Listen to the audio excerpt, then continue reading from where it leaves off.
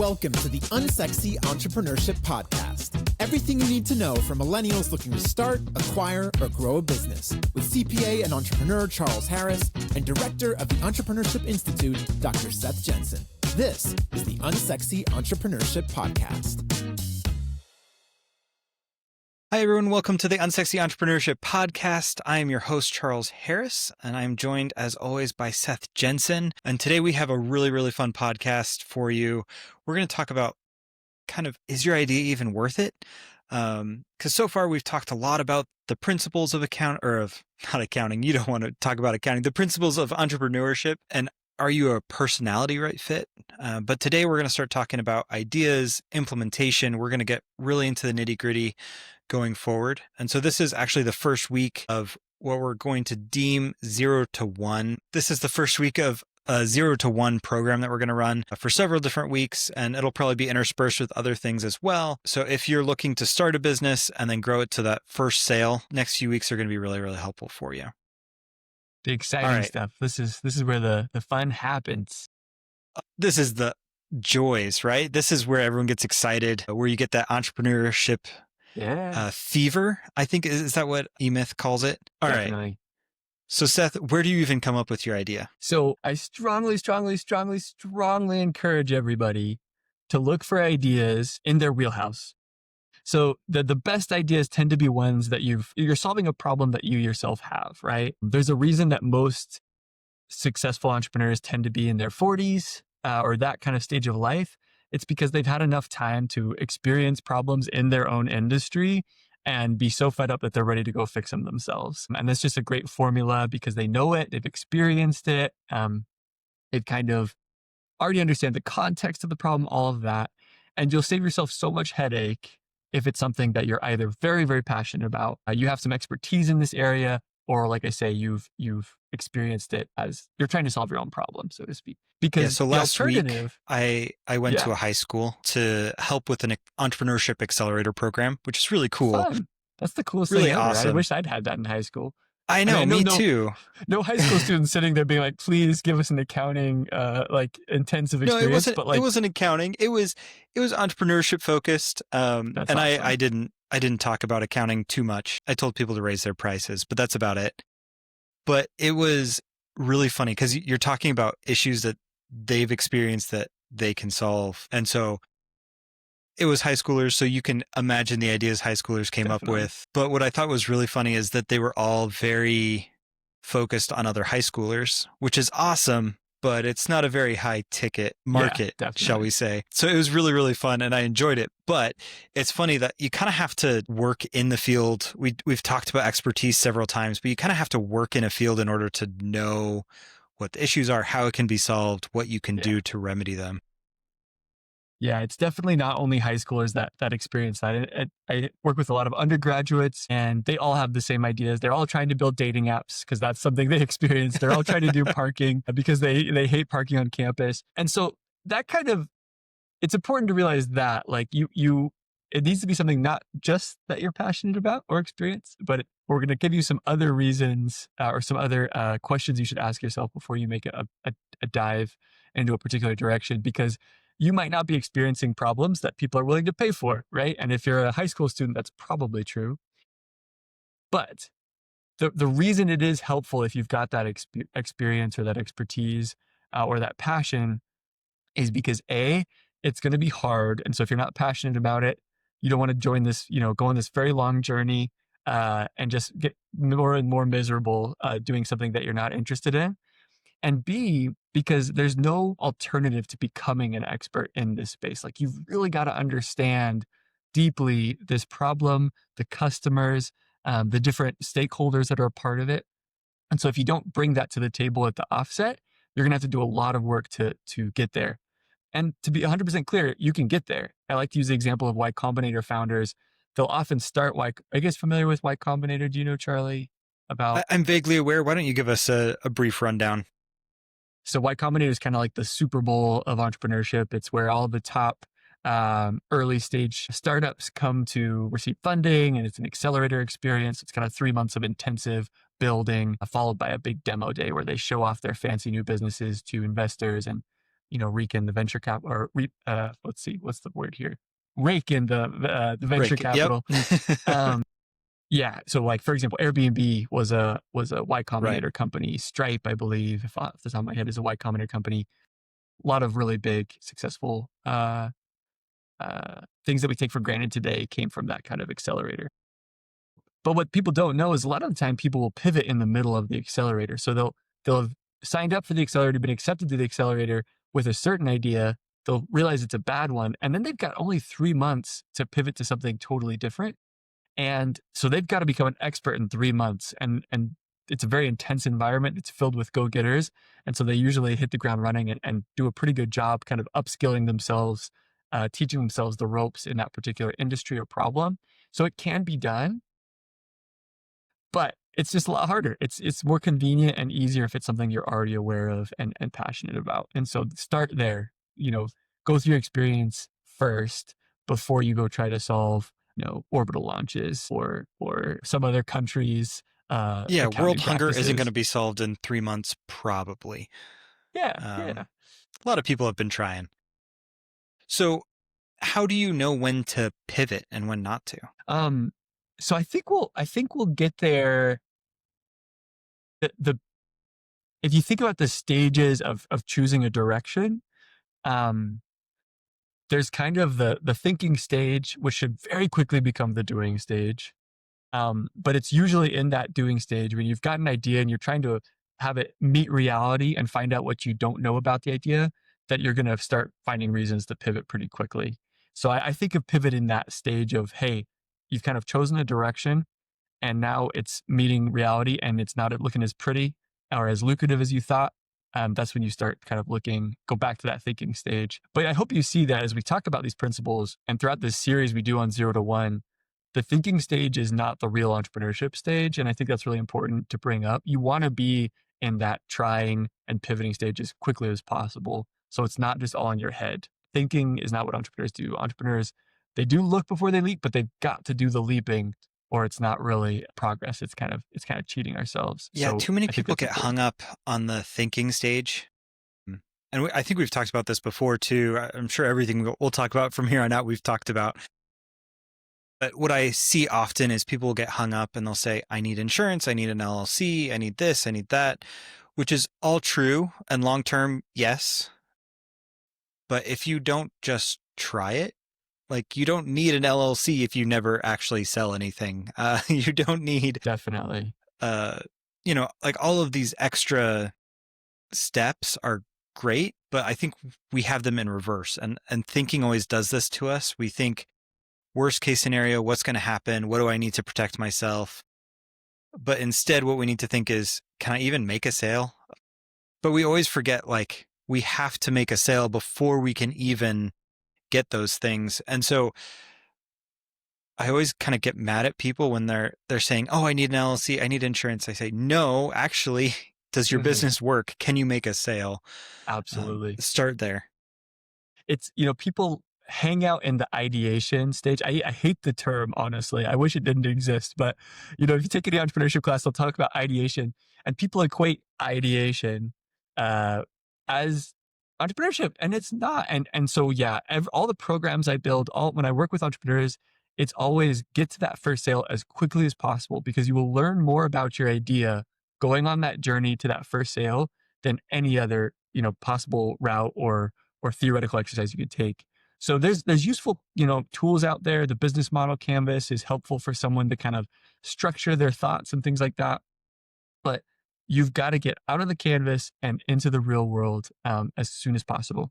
So I'm glad that we started with that concept as we do this discussion, because some of the things we're going to talk about sounds like a lot of thinking, but it's only just giving you the legwork to get into the moving stage as soon as possible. And so kind of let's talk about that. So like, how do you know if your idea is valuable? The reality is value is pretty simple. If you're solving somebody's problems or fulfilling somebody's desires, you're providing value to them. And that's all a business does. It fixes people's problems or it fulfills their desires. And so when I, teach my class at the beginning of the semester, I make people go sell $100 worth of something just so they see how easy it is to go fulfill people's desires or solve people's problems, right? You can literally knock on someone's door and say, hey, what's worth $100 to you today? Like, what can I do for you that will make you delighted to pay me $100? And almost Boy, everybody that's got to has be it. hard for undergrads. I'm trying to Yes, think. it's terrifying, but it's awesome. It really shakes off the dust very quickly, kind of helps them realize what entrepreneurship's about. Yeah. But it also connects that principle for them of like, oh, people have problems. People want Yeah. stuff. I can provide it for them and they'll pay me. And as long as I can keep doing that, I've got a business. So it's not complicated. You don't need a crazy complicated idea. You don't have to be a genius. You just have to provide a valuable service that solves someone's problem or fulfills their desires. And so don't make it complicated. And there's a phrase that I use that, helps some people according to the way they think, and for others it doesn't fit. So use this if you feel like it's a good fit for you. But I like to have them phrase, if we do X, it will unlock Y value for Z customers. So if I make a hoodie that's really thick material and feels like a warm hug, it will make people feel comfortable and stylish no matter where they go for, young college age kids or whatever it is that maybe deal with anxiety, right? Like come up with that statement of like, I'm going to do this, my product or service, it's going to do this for these people, and try to be as specific as you can, because you've got to know those elements really well. You've got to know who your customer is. You're not going to build something that makes everybody happy. There's no product that fills everyone's desires, and you've got to know specifically. A weighted hoodie would not work for me, but it is an interesting idea, and I bet someone would buy a weighted hoodie. Yeah, for sure. In fact, the reason I thought of that was American Giant. Literally, all they do is make hoodies, but they sell them for over $100. I think their hoodies are like $150 on average, and they're only really incrementally better than the ones you get at Walmart. But that incremental change is worth it a lot to people. The feel of it, right? And so it doesn't have to be crazy, it doesn't have to be complicated, but they really, really understood their target demographic, and they knew exactly what buttons to push to make them delighted with their hoodies. So I own one of those over expensive hoodies. I'm happy. A little judgment from me, but I'm the cheap accountant. So yeah, there you go. So again, doesn't have to be complicated. You just have to provide value, fulfill desires. If by doing this, I'm going to unlock this value for these customers. And what that does, the reason I think it's useful writing that statement down is it forces you to consider your assumptions. Why do you think that's going to be an unlock for these customers? Like, why are you confident in that? What has to be true for this to be true? Like, kind of write down your sub-assumptions and make sure you believe them. And then, like I say, we're going to talk about how to take those assumptions and start, interacting with the real world and finding out whether it's true. I'm curious for you, Charlie, how much did you do in the thinking stage before launching your accounting firm? Very little. And I had a full-time job and kids and a wife. And so there's only so much you can do to think, right? I've mentioned before, like my unlock was talking to 2 different people and getting 2 referrals. That was pretty much my thinking stage. Yeah. It had the idea of an accounting firm isn't novel. There are millions of people that do it. Clear unlock, right? It's not complicated. Maybe I guess you could argue that, are there too many? Is it saturated? Is it not saturated? That was a concern. Boy, I thought about it during work one day when I was bored, listened to a podcast or 2, and that was pretty much it. And then I talked to 2 different people I trusted and got those 2 referrals. And so pretty minimal. Yeah. Honestly, I probably should have done more thinking about it, but it didn't. Once I'm an entrepreneur, once I get an idea in my head, it's hard to get me out of it. And so then I make stuff happen, which is, I think, why I'm a successful entrepreneur, but also, can be a little risky. And so for those out there that understand that, I'm sorry. Sometimes you just have to do it. And so then it's decreasing the risk as much as you can, right? Which is why I kept my job. I didn't just quit. And did you think have your bread and butter clients been the same ones you thought they were going to be at the offset? No. So I went in thinking I wanted business clients or businesses, and that has remained the same. But the types of businesses is radically different than kind of your initial. Types of businesses is radically different. Once I got those 2 referrals, I started working with music schools, and I still work with music schools. I love them dearly. If you're a music school, please reach out to me. I'd love to help you. But I definitely had a different idea of what it would look like, what it would be, different amount of clients that I would need, different softwares, different expenses, everything across the board. It was all wrong. It was all wrong.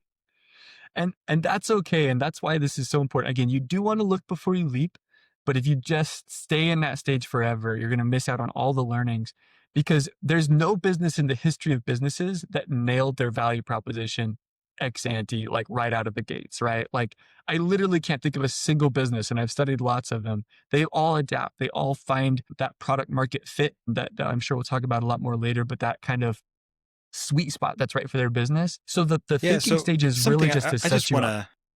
I want to bring up one thing. I've read the book $1 Million Weekend. I think it's by Noah Kagan. I'm sure you've read it as well. But I loved his examples of very similar to your college students, right? Just sell something for X amount of dollars. And you said 100. He just said, hey, just sell something. Because he gives the example in that book specifically around tacos, I think. And would you buy tacos from me? And so he just texted 50 friends and they said, sure, I'll buy a taco from you, I guess. And no one was really excited. But a few people said, I'll buy a taco from you. But what I really like is your taco shirt. But what I love about that is that switch happened as he started trying to sell, as he tried to make money, right? And so I think that happens a lot. And I've seen that for myself, right? I tried to sell to a lot of clients, and then naturally I pivoted into the types of clients I see on a more regular basis, pivoted more away from just a random person wanting a 1040 tax return done, and saw what they actually need rather than just kind of the blanket, here's some accounting work. Yeah. I think people have all heard the phrase like creativity loves constraint. And so really your value proposition is doing that for you. It's taking you from a space of the universe is my opportunity to, hey, I think this is maybe a path that might be valuable. And then as soon as you start going down that path with that specific customer base, you're going to find even better things than you thought originally, right? And so it's really giving you a ramp to start moving and learning from the real world. Now, I do want to say, once you start meeting reality, you want to be scientific about it. You want to always be questioning your assumptions, not taking things at face value necessarily. Like, be cognizant of your assumptions. There's some really great research out there that shows that the people that are most methodical in terms of thinking through, okay, this is what I'm doing for my customers. These are the assumptions that I'm making in building this business. They're attuned to the lessons reality is trying to teach them. Right. So it's not that they're just being scientific and sitting in their office thinking about it, but as they confront reality, they're being really thoughtful about what they're learning, and they're thinking about specific lessons that reality is trying to teach them about their business. So bring that kind of scientific approach to your experience, but that doesn't mean sitting and thinking. That means doing and being open to the lessons that your customers, that reality, that experience wants to teach you. So one thing that I think there's kind of 2 principles, especially in that thinking stage, that I think are very important for people to understand. And as they bring it into the doing stage, they need to keep an eye out for it. The first is you want to be differentiated. You do not want to do things exactly like everyone's doing it. You don't want to be a competitor in the throng of services that are all doing basically the same stuff and chasing the exact same customers. You want to stand out. Again, to use American Giant, not a sponsor, but the example that we've started with here, they really leaned heavily into, you don't want those flimsy sweaters that Hanes is giving you. You want something that feels like armor. As you walk through the city, it feels like you're being protected, that you're being hugged, that you're kind of bringing a castle with you everywhere you go, a safe place. And so they leaned really heavy into that, as well as kind of the US manufacturing, which I don't know if people cared that much about it, but it's another really strong part of their identity that I think, at least for them, works. So you want to be differentiated. And then you also want to be solving urgent problems. I've heard it described as like mosquitoes versus shark bites, or vitamins versus vaccines. Actually, that's not vitamins, vaccines. It's maybe vitamins versus surgery would maybe be a good way to put it, right?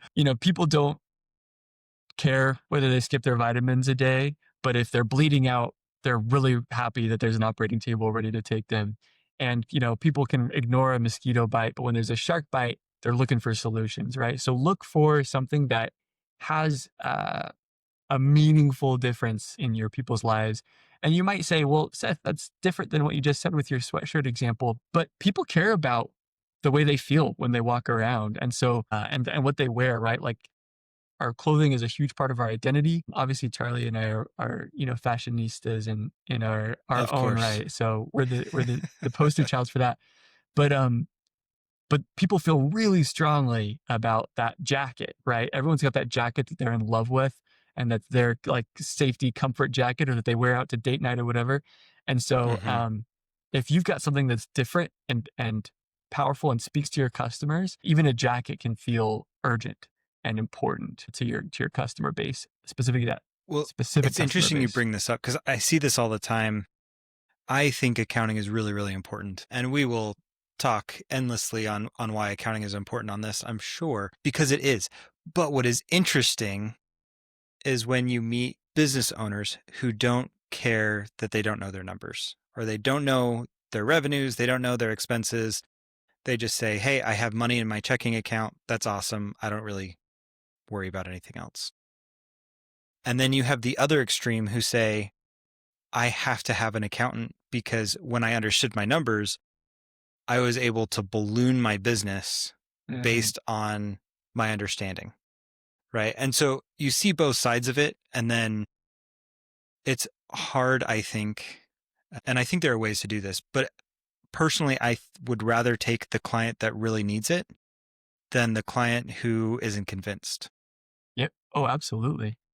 And you bring up a great point, and a good litmus test to know whether you've landed on that idea that's got legs is whether you can make an offer that your customers can't refuse. Like, you should be able to articulate, no, this doesn't mean threaten them with a gun or a cannoli. I mean, being able to walk up to your customer and in one sentence have the most convincing reason for them to buy your product or service. And for an accountant, that's really easy to do because you're able to walk in knowing full well every business owner is filing their taxes. And so this, like, the classic accountant line is, hey, like, I can save you thousands of dollars by doing your taxes this way, by doing your bookkeeping this way. Like, I have a process that by hiring me, you will have X amount of thousands of dollars that you didn't have last year because you didn't hire me, right? Like, that is compelling. That is urgent. That's a no-brainer, right? And that's what you want. For me, I have a consulting practice where I work with universities and help them establish entrepreneurship centers. And I'm able to go in there and say, hey, I'm going to increase your alumni engagement. I'm going to increase your sponsorships and donations by 10 or plus $1 million. And I'm going to have student outcomes such that they're able to have incredible financial trajectories right out of school. Like, I'm able to touch all the buttons for universities that are like, we're trying to solve alumni engagement. Please do that for us. Yes, we're trying to fundraise. Please do that for us. And yes, our students are begging for us to have more market-oriented programming. Please do that for us. And it's just easy. It's easy for me to say, you give me this much and I give you this much in return. And I think we have easy value propositions. And I think a lot of businesses have a harder time. Like the weighted or a heavy blanket or heavy American Giant. There we go. A heavy hoodie would not appeal to me at all. And I'd say that's great, but it's $100. I can buy a Costco hoodie for 20. And that's good enough for me. And that's because we're not their customers. That's the key, right? Because you're not going to have that urgency with every customer. But if you show up to my sister-in-law who introduced us to American Giant and you tell her, hey, you love that weighted blanket feeling you have when you're at home watching TV. What if you could have that everywhere you go? The grocery store, the mall, everywhere you go. Yes, that urgency is there. That clicks in a way that just is a strong, visceral, like, yep, that's easy. Here's $150. In fact, I guess you don't know who she is, so it's okay. But that family owns multiple American Giant hoodies, okay? Which is fine. I mean, that's American Giant, come sponsor us. We've given you a lot of airtime here. We'd love it. I would love a weighted hoodie. I take it all back. So that's the key, is your urgency and the way you differentiate yourself isn't going to make sense to the world, but it has to be compelling. It has to make sense to someone. Obsession inducing in your specific customer client base. And that's when, if you can articulate that very clearly, it means you understand the value you're providing and to whom. It means you've got a clear differentiation, and it means that you've got urgency. So work on crafting that offer that they'd be stupid not to refuse. Make it easy for them to say yes. And if you've got that, all right, get out of the thinking stage and now start selling that, get that out to people. And we'll talk in the future about different ways to go about that kind of validation process in the real world. But I think this is the exciting part, and landing on these directions that excite you as a founder, as well as this customer base, is so much fun, and what entrepreneurship is all about, really. Because if you find something that you're excited about, then making it a reality it's not gonna feel like work. It's gonna feel like a passion, which is nice. So another big holdup I see a lot, and I think what held me up a long time from starting a business, is I thought, oh, there's already someone doing that. Yeah. Is that a holdup? Because I've seen that a bunch of times where it's like, again, we're going to use the weighted hoodie. That's a really great idea. But American Giant's doing that. There's no way that I can create another weighted hoodie that's going to sell. Yeah. So it's a fantastic question. And there's a couple responses that I think are really important to know. One, it's a good sign if there's already a market for it, because it means that people want to buy that already. And if there's no market for it, then the reward is higher and the risk is higher, because maybe there's a reason. And again, if you can't identify substitutes for what you're doing, then you've got to go find out whether there's a market there, which just takes more time. Well, so it's not and a what bad I think sign. is hard about that too is if you don't have a market, you have to invent the market. Yeah. Not only do you have to provide the product, but you have to inform people why they need the product and how to interact with the product and all of these things. Right. So again, the payoff can be huge, right? But if I love Airbnb as an example of just that, they really invented a way to travel the world and kind of hospitality. And it was a very slow burn. Before they became hugely successful, there were years of struggle because they had to do all of that kind of that lifting that you talked about. So it's definitely not a bad thing if there are competitors out there. The second thing to understand with that is channels make a business. That company is there. If they had sold a hoodie to everyone in the world already that wanted that hoodie, then yeah, maybe that's a problem, but you're going to differentiate yourself anyway. You can steal some of their business. That's fine. But the reality is, for every one person that has found that hoodie that needs it, there's 1,000 that don't. And so if you have got strong channels, whether that's your social media, whether that's your retail, whether that's your selling at farmers markets or art venues, whatever it might be, if you've got strong channels, they're going to be in front of your hoodie instead of that competitor's hoodie. And you're going to build a strong, resilient business just fine. So channels make businesses just as much as good products do. And that allows you a lot of opportunity, even if there's a lot of competitors in your space. Again, there's a lot of people trying to be Google because Google's market is huge. And so if you could just get a slice of that, it's worth billions. So who cares whether, there's already a Google? I want to be the third most successful competitor to Google and be worth $1 trillion. Right. Well, and I always tell people, you don't need as much as you think, right? Because we've talked about, hey, we need to make sure we have enough money coming in. And what is that magical number for us? And let's say it's $100,000. Let's say, so that would be less than you think. That's what, like $8,333 a month? Let's say you can sell a SaaS product for $10 a month. Then you need 833 clients, which when you put it in that perspective, it shrinks it down to make it seem much more manageable. And then obviously you want to grow beyond that. But, there are so many successful businesses, and sometimes we think, oh, I can't become a successful business because I can't become a Google, I can't become an Amazon. Mm-hmm. And that doesn't, well, if it's your goal, then that's one thing. But for most of us, I think we don't even need that to be our goal. We would be happy 100%. with a piece a small, small, small piece. I love that insight because it's so true. And that's why getting to that doing stage is so important, because you'll learn that lesson so fast. You'll be like, oh my, like again, your example, I love, we talk Yeah. about all the time. You just mentioned that you're starting a firm, 2 referrals just fall out of the Yeah. sky for you, right? And so once you do that doing stage, you'll be like, oh, it wasn't that hard to get our first customer. I just do this 100 times and I've got a business, right? Like this is, you can Yeah. literally play man-to-man coverage, so to speak. Go knock on doors, whatever it is in those early days, and get really far into a productive company.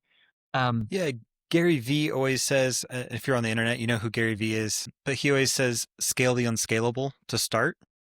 And I really like that idea because, yeah, you can't sell a product to millions and millions of people by knocking doors, but you could sell power washing to 10 people by knocking doors. And if you can make 500 per 10 or times 10 people, right? Suddenly you're looking at $5,000, and that's probably enough for a 2-week time frame. So Yeah. it puts it a lot more manageable when you think about scaling the unscalable. And I love that phrase too. What I tell people that don't have ideas, that they've sat down and they're like, look, I've thought about my expertise. I've thought about my experience. I honestly can't find anything super valuable that I'm passionate about. That's totally fine. Go find a rich person in your life, someone that owns a company, right? There's Yep. somebody who knows somebody who you've got a warm enough connection with. You can sit down, take them to lunch, be like, okay, you own this company that does a lot of money every year. You're rich. What's a problem I can solve for you that's worth $100,000 to your company, right? Or even $20,000 to your company, or 10,000, whatever Yeah. is, makes sense for you. And it could be something as simple as, our landscaping people, I own, 4 office buildings in downtown, and the landscaping people have, left it a mess recently. Be like, great, I'm going to give me a month and I'm going to do your landscaping for your properties. And you pay me 75% of what you're paying them, or do the same. If they're not happy with them, have them pay you the same. Yeah. And literally just using that connection you have a business they're just handing you.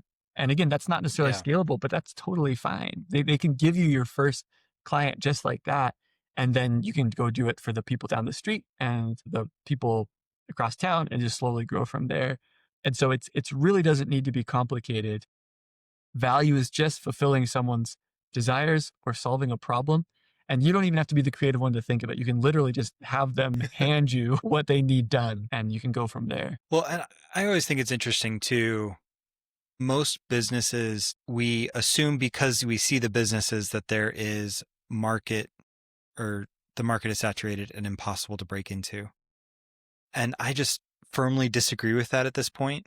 I have seen too many businesses not deliver enough, not deliver well enough, fast enough, or however it is, that I think if you can come in and say, hey, we're going to be different in this way, that suddenly you'll gain a market. I firmly believe that that's true. And maybe I'm wrong. Maybe there are a few saturated markets that really are saturated. You could maybe argue like real estate agents or something along those lines. Mm-hmm. But I think 9 times out of 10, if you just find a business that you're like, that looks fun, I could try that. Like, just do it. Just do it. And you'll learn so much by doing it, right? You might find out, this is a crappy industry to be in.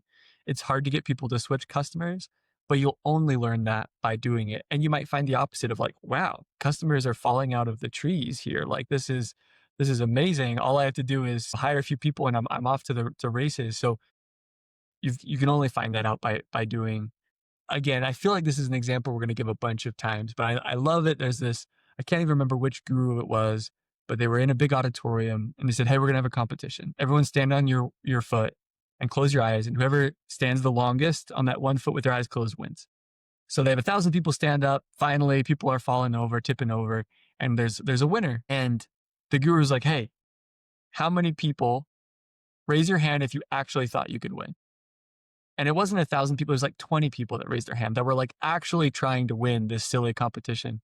And so his point is like, your odds weren't 1 in 1,000, right? Your odds were 1 in 20. You were competing against the 20 people that were actually out there trying to solve the problems and do it. And that is so true. Again, if you look to your right and your left and you see all these competitors, just realize that there's not as many out there trying to hustle for customers as you think. And if you're willing to go differentiate yourself, get in front of customers, express that urgency, you can make things happen in incredibly saturated markets. Now, we're not telling you to go chase saturated markets. By all means, go find those. Find the open ones. Yeah. But like, I think about Liquid Death recently, right? Have built this billion-dollar brand selling literally sparkling water when there's already 1,000 sparkling water companies out there, right? But they slap a sexy brand on it. They push really hard in the advertising. They go hard. They've got a slightly better formula. And they built a billion-dollar brand overnight, essentially, at least from the outside. We didn't see the grind, but yeah. Well, and even then, I argue a lot of markets aren't as saturated as we think. And I would use Liquid Death as an example as well. When was the last time anything has happened or changed in the water market? Probably not since Dasani came out, right? And so something had to change, and maybe not quite as too exciting, nothing that we would consider super exciting, but Liquid Death came up with something new and innovative. And I think generally speaking, small businesses in the US, if you wanted to start one, the markets aren't as saturated as you think. Yeah. Okay. I want to review kind of the things we've talked about and then talk about the secret weapon that we all have in this kind of early stage process. So we talked about value. We talked about it's simple, it's not complicated, it's fulfilling desires or solving a problem for customers. That's all it is. So go find that thing that you're passionate, ideally in your wheelhouse, that unlocks that for people. You want it to be differentiated. You want to be solving those problems in a way that's different and better than the other ways people are having them solved. And you also ideally want to look for things that are urgent. You don't want to go after hassles, right? You want to go after, crises in people's lives. You want to go after the things that they're like, please take my money, please solve this problem. You want them to be obsessed with you, not just lukewarm. So very simple. And then we talked about don't sit in this thinking stage long. Once you've got that offer that you think they're not going to be able to refuse, get out there and have reality test those assumptions for you. Learn the lessons and learn the context of that direction you've chose as soon as possible so that you know whether to double down on it or kind of pivot. That being said, we all have this secret power in our wallet, in our pockets now of an AI business coach that would love to think through ideas with you. And I literally have an example from my own experience where I was working with these young entrepreneurs, 3 incredible women who have built something amazing just in the last year. But it all started with a jam session with ChatGPT. And they were just like, hey, give me a bunch of ideas in this industry that, are able to produce this much revenue in the next 5 years. And ChatGPT did all the heavy lifting for them. It came up with ideas. They had them rank them by revenue potential, by complexity, by customer acquisition. And literally, they just had this incredible business coach and idea generator do a lot of the thinking for them. And it's magical. It's just so nice. Everyone's really got this is. kind of infinitely patient, partner to think through these things for them and go really deep in the minutia of these ideas. Yeah. Well, what's nice to me too is I've even thrown businesses in there and websites and said, how much do you think that this business is earning? Right. So you can, let's say, copy and paste American Giant. Let's say they're a private company, so they're not public, so you can't have any records. Say, how much do you think they're earning a year? And boy, the estimates I think are really good. I've been shocked at how close they are compared to reality. And what's really helpful about that is that you can, again, iterate on these ideas. You can say, hey, there's this competitor. I want to be able to do this. Is there even a market for this? Yeah. And have it break down what's the difference between them and a Hanes hoodie. And then what can you do to differentiate between that as well? Boy, I think AI was one of the best subscriptions I got since I've started my firm. So helpful. And like in all things, remember, it's not the gospel truth that you're getting out of AI, but it's a great way for you to start thinking through your assumptions with your business, right? Right. And just a couple of different prompts that you can use just to get your mind thinking. Have it generate a bunch of ideas in the industry that you're wanting to pursue. Have it tell you which ideas it thinks are best and why. Have it critique strengths and weaknesses of ideas. have it rank them by revenue potential, have it list potential competitors. And then like Charlie says, have it size those competitors, how much revenue or value they have. Ask it what assumptions are like, if once you find an idea, have it critique that idea and have it spell out the assumptions that must be true for that idea to play out in the way you're hoping. Like, those are just some random ideas. Like there's so many different ways you can take it, but it's literally this free, super powered resource you have in these early stages to do so much of the thought lifting for you, which is great. Yeah, my only caution would be that it's always a cheerleader, as I've found. Yeah. And so sometimes you have to ask it, tell me the real truth about this. Like, what's the negatives? Because sometimes it'll say, oh, this is a great idea. Why didn't you do this sooner? Like, you're such a fabulous entrepreneur. Look at that initiative you're taking. Yeah, no, it's definitely true. It's only about, I'm sure you can already get LLMs that are just like the high school basketball coach you're more comfortable with. They'll just shout at you as it answers your questions and belittle you. If you're into that, I'm sure there's that already for you. But yes, you want to use this as a way to sharpen your thinking, not just confirm your biases. Awesome. I hope everyone's enjoyed the first week of 0 to 1. And so we're going to go through the whole process from start to finish.